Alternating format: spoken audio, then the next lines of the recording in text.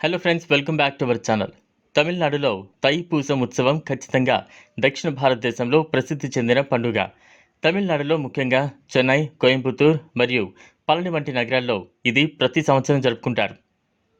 ఈ పండుగ సందర్భంగా తమిళులు మురుగన్ను జరుపుకుంటూ ఉంటారు.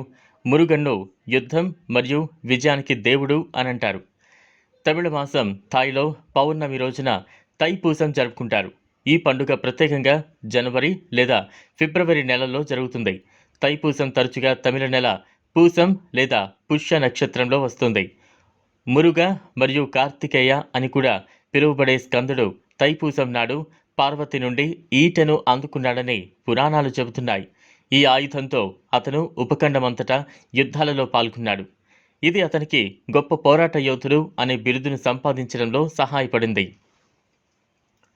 స్కంద భారతదేశం యొక్క ప్రస్తుత సరిహద్దులను దాటి ప్రయాణించినట్లు ఆరోపించబడింది.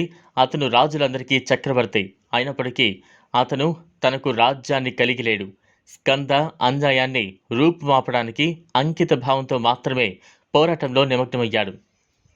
అసాధారణమైన ఆశీర్వాదాలు ఉన్నవారికి ఖచ్చితంగా అలాంటివి జరగవచ్చు. కాబట్టి ఇది అబ్బాయిని రెచ్చగొట్టింది. అతను అన్యాయాన్ని గ్రహించిన ప్రతి చోట చంపడం ప్రారంభించాడు. అతను తన యవ్వనంలో చాలా వరకు వ్యక్తులను ప్రత్యేకంగా చంపాడు. ఉపఖండమంతటా మరియు కొంచెం దాటి అతను ప్రజలను వధించాడు.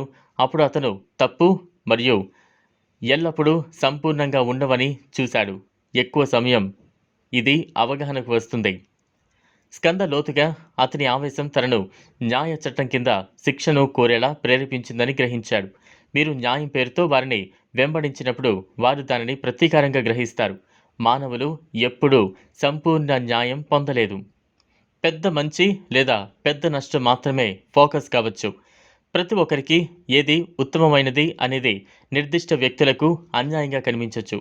కుటుంబంలో కూడా అన్యాయంగా వ్యవహరించినట్లు భావించే వ్యక్తి ఎప్పుడూ ఉంటాడు.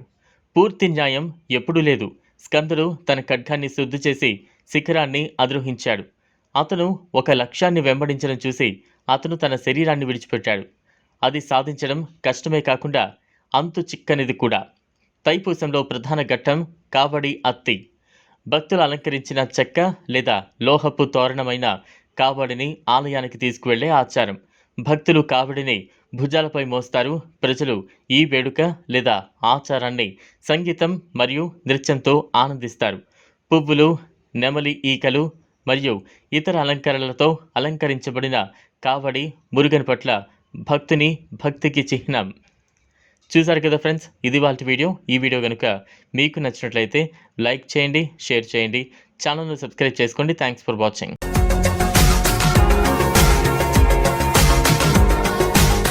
మరిన్ని అప్డేట్స్ కోసం మా ఛానల్ని సబ్స్క్రైబ్ చేయండి.